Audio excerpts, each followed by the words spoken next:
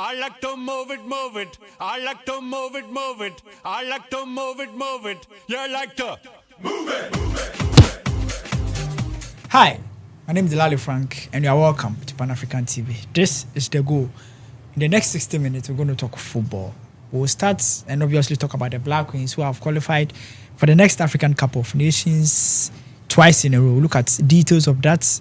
But even before that game, there were problems, issues about winning bonus. I'll talk to my guests and ask them about what we can do moving on despite Ghana qualifying to the African Cup of Nations. We'll talk about the exploit of the Queens and how great they've been in recent times. Obviously, we'll go to Europe and talk about European football. We'll concentrate on Liverpool and their recent performance. Is it time for them to be worried?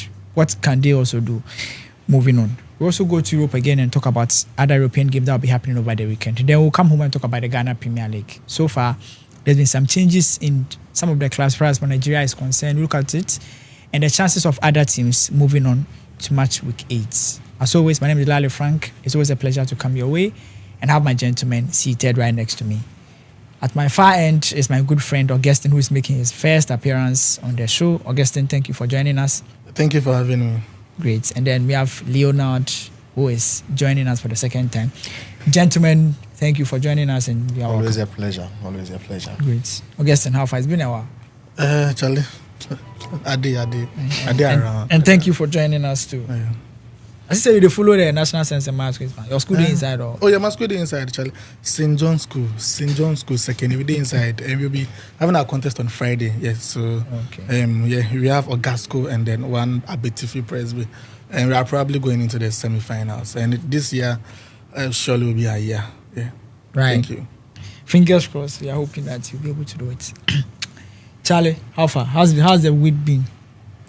Well, it's been good, regardless of whatever. I lost a close relative like 2 days ago. Oh, but sorry about that. It's fine. You give thanks to God. So yeah. How good one. Charlie, let's go and talk football. At least that's why we are here. Let's start with the Black Queens, obviously.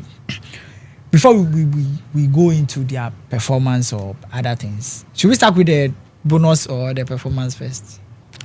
Whichever way you want it. Yeah. Well, I think let's start with the Queen's performance in recent times. Back-to-back African Cup of Nations qualifiers. And then, first of all, what do you make of the rise of the Queens especially? So the Queens have had quite an interesting trajectory in the past few years, and I believe that Noah Hoopla helped us with our resurrection, and since then, I think it is something that we shouldn't look back on. We should just have an upward spiral of a performance, and qualifying at least to the AFCON should be a better right. If you are not able to win it as a country like Ghana, at least we should be able to qualify into the AFCON, because we are fortunate not to have too many of our houses in Africa as compared to the men's side. Yeah. That is why we see ourselves not qualifying to this edition. Yeah. You could talk about Nigeria, of course, South Africa, Zambia, and now Morocco. Apart from these 4 teams, I don't think if you have to put the ball on the ground, a grow ball, that we should play. I don't think any country. So apart from this 4, if you have to assemble 12 teams or 16 teams, only if the draw of the qualification do favor us, then I think we should find our way there. And I think Coach Kemlas Bjorkagen has done a very good job with how he has handled the team. And it looks like now the girls have really gotten to understand what he wants. It's not even just about the goals. You see Papa switch, and 2 and 2-1. Then they are doing everything. 4-4-2 push. And if they are to pull, they will pull. And they're having a very good one over there. I think we're also benefiting from how good the Black Princesses have been for the past years. You look at the team, you've seen Stella Nyamicha around, Comfort, and then some of these other girls. We've had some of those foreign-based players also come doing very well. And I think I should use this to congratulate Chantal for playing in front of Ghanaians for the very first time. I think Bonsu as well. And they've not been bad since they joined. And we just hope that they improve and possibly get a better result than we had in the last WAFCON. Leo, right. You look at us and just Augustine said is a country that we should always being at AFCON. But in the past times, we've struggled with it. The qualifiers has always been tough. but we are back. Time to say that we are back to where we belong.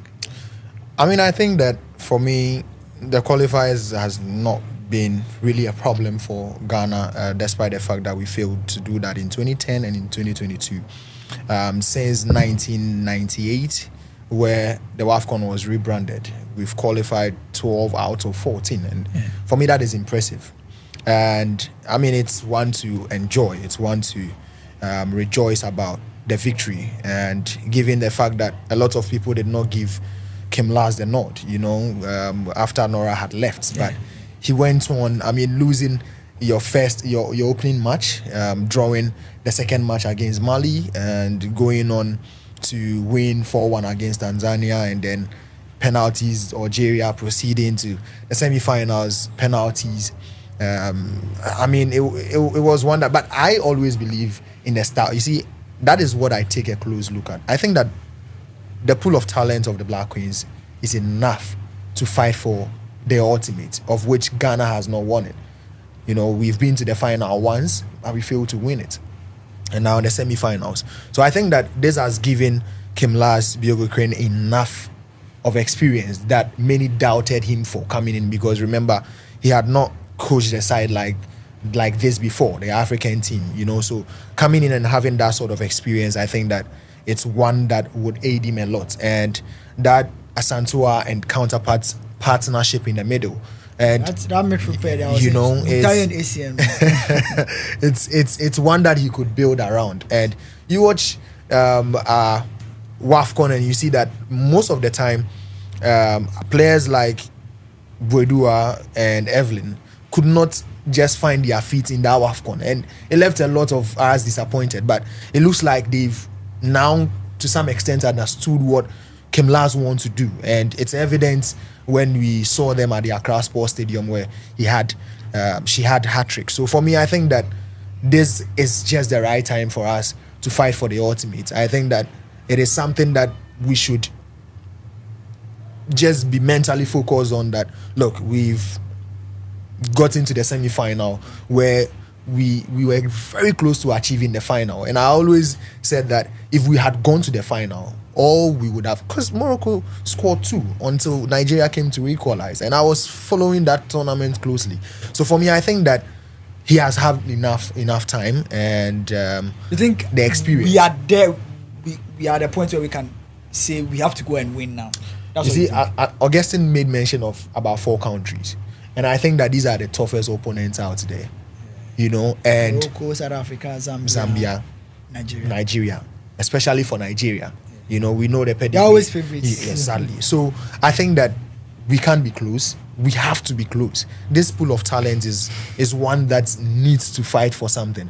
But once again, I know we will come there, but conversations around the team would not help. But I know we will come there. But so far, so good. I think that we are just in a good place to fight for something. Football reason. Yeah. And I think that this is, to some extent, one of good legacies of the GFA when it comes to as far as women football is concerned, and the last time I did a video that I was having a conversation on, and then I feel the results we've gotten from the women's game and how consistent we've been with the Black Queens in recent times, because a lot of people also forget that Nora has to go through a lot of games to even qualify for that AFCON. The AFCON we went because we were lowly ranked, right?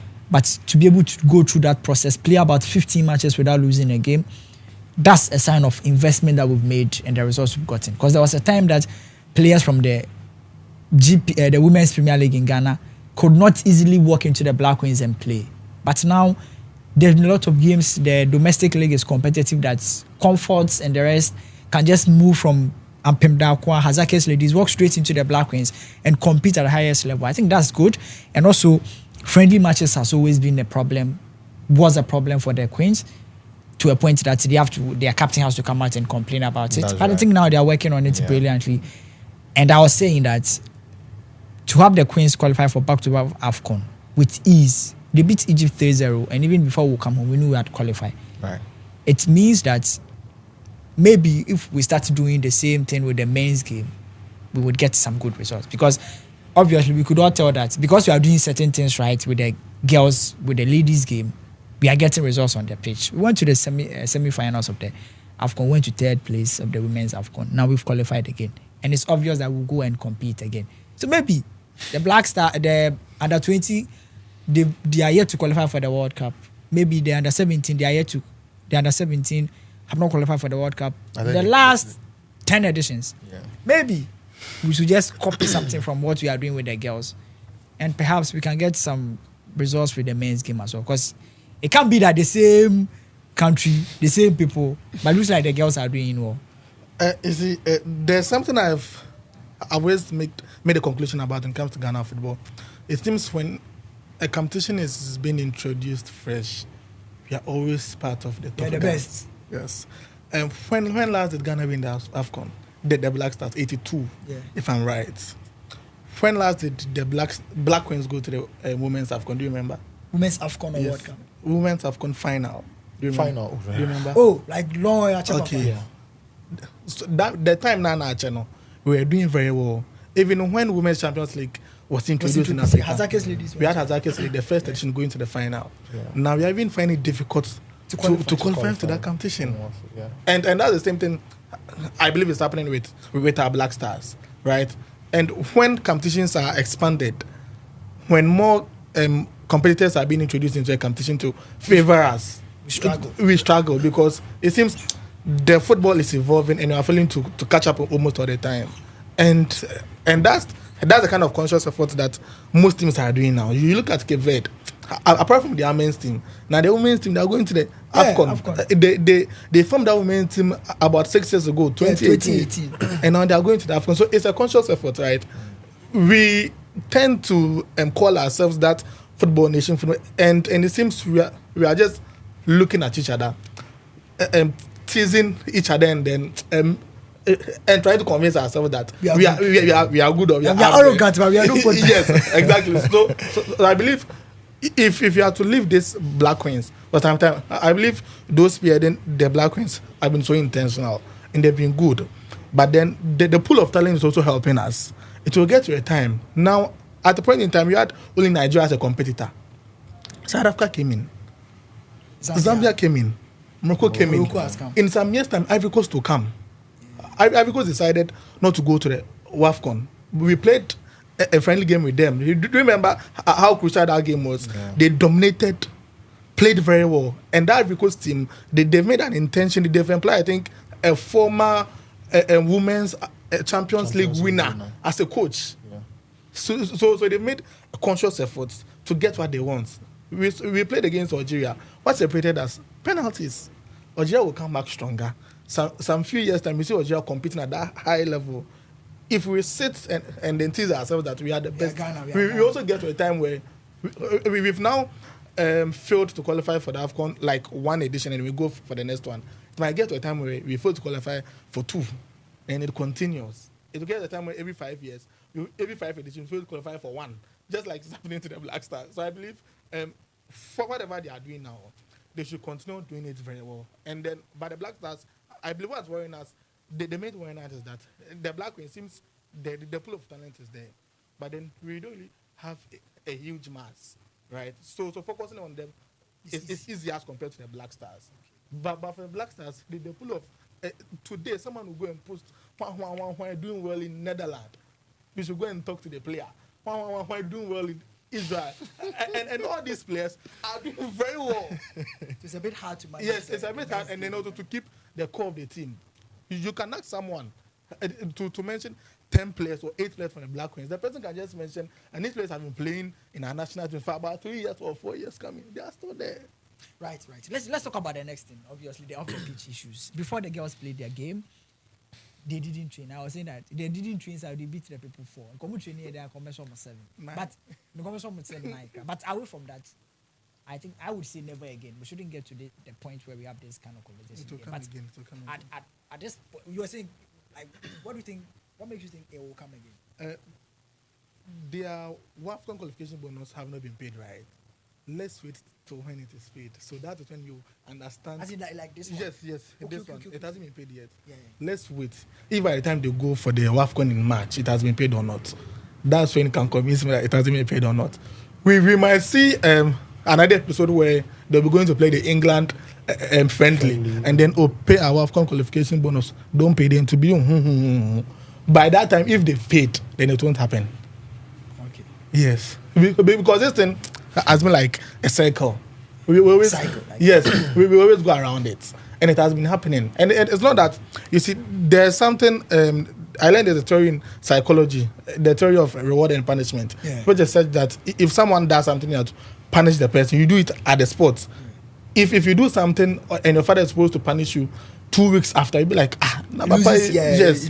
So if someone does and you want to reward the person, imagine the girls when they came back from Morocco, I was at the airport 5 a.m. We want to welcome them. The minister was there. Imagine you taking them to the hotel in the morning, checks, how nice it is. It will look more exactly. But now they would have to fight. We boycott. No pay, no game, no pay before you pay us.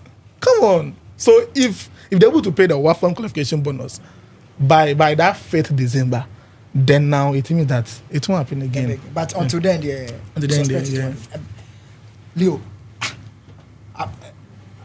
I've seen that, like, obviously we're all disappointed by it, but what can we do that maybe we won't wake up in the morning to another conversation like that? I think one thing that it needs to be clear is the fact that in a setting like the Black Stars, the Black Queens, or any other national team at all under the Ghana Football Association, there's got to be that need of controlling narrations around the team.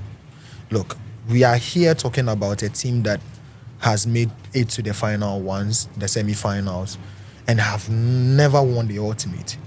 And we are talking about the fact that they are also a side that going into the next WAFCON, we would want them to win. These are things that we need to avoid. So right now, if there is another talent, we look at Chantel Boy-Hloka, and you look at the sort of impact that she's made in the team. You look at Josephine Bonsu, you know, and these are players out there that there's the same sort of talent out there with roots from Ghana. That, but you left one, Josephine. Right. But she has also yeah. But yes, I mean, very skillful and all, you know. And so, if all these players are there watching, you know, talents like them are out there watching, and these are the narrations going around, you know, and this is not even the first time. But if worry about that, Nigeria they suffer past you, but they always get the best players. Yes, should it be about? I think I don't. If you are doing well, the girls will come. Look, we need to. I'm just being mysterious. Look, Nigerians, they have the stars. No, don't worry. I'm just being mysterious. Like if you are, this will demotivate anybody who wants to play for you. But on a more serious note, these things shouldn't be. These are queens. These are Black queens. Imagine if. Do you think this thing wouldn't have been controlled if it was a nice conversation where all the stakeholders are seated? Oh, we know it has delayed. We are very sorry. You see, sometimes it's not about, look, the baseline of every relationship is communication. But then communicate plus them sound. No, when they say one, it be females. No, it be males. No, once females, once you can't convince females. Once you think like it will be easy. Female. No, once this conversation got to that point, it means that they didn't try once, they didn't try twice, nor 3 times. It means that they've been banging on the door. Are you not going to give us the money? And so they had to take the last resort, which is the strike action of not going to train. So for me, I don't think it was the first time, the second time they were knocking on the door of whoever has to pay them. And so for me, it's something that should happen. I think the director of the minister in charge of state communication, or Honorable Fosu-Kwakye, that's his name, right? Felix Fosu-Kwakye. He has come out to say that for him, he thinks we should consider paying the girls and the boys the same. This is another conversation. Is it a conversation that's like we this is another conversation? But you see, let me even say this. Look, we understand we are fighting for the same badge, you know, as males and females, male national team, female, the same badge. You wear Ghana Black Stars, it's Ghana. You wear it's Ghana, but the thing is that now we are even discussing about payment. You know, we are talking about revenue. If the revenue is there, you get to spend. Now you look at the female. Ordinarily, women team doesn't generate that much revenue as compared to men. The men's game. Ordinarily, the last time I was speaking to a colleague, and then he was telling me about how much FIFA made from the World Cup, which was about 6 billion, and how much FIFA made from Women's World Cup, which was around 400 million. But at the end of the day, FIFA had to spend 7% of that 6 billion for the men expenses, and spent around 23% of that 400 million to spend. You know, so you spend more on the women's game, yes, but you get less revenue. You know, and so it gets to that point where you would not really be convinced to do that. But what I would say about this is that I don't think it's about the payments. Our focus shouldn't be equal money. Our focus should be equal investment. If we have a video analyst for the Black Stars, let's have a video analyst for Black Queens. If we have, Chris, my friend Chris is the video if we have this, I start coach of if we have this sort of thing for the Black Stars, if we are doing for that. No, as I go the training, it make you continue. Because I know say Chris. But so the thing like But of everything is that they have a video analyst. okay. I know Chris. I know solid guy. I know him. So the focus should be equal investment, because assuming you have 2 restaurants, one is where you are saving money, is here you are generating lots of money from this restaurant A, but you are not generating a lot of money. But then you need the 2 restaurants. You know that time factors can change, but it doesn't mean that you should neglect this because you are getting the money from here. As a rational sort of businessman or investor, you have to balance would the thing. pick, and then when you are doing investments, you try to balance it, knowing that in the long run you might get it from here as well. Okay, so for me, I don't think it's about equal pay. It's about equal investment. I think when we went to the stadium on Tuesday to watch the match, how many people paid to watch the match? Was the match not free? It was free. It was free. When the Black Stars played, how was 100 cities, 1,000. No. What was the rate for popular stands? 50 cities. 50 cities. 50 So even if they are paying 50 cities, how many people were at the popular stand? Even center line, and then the VIP. It all boils down to what I said. Yes, they are generating more revenue. If you are talking about equality, then it shouldn't start from here.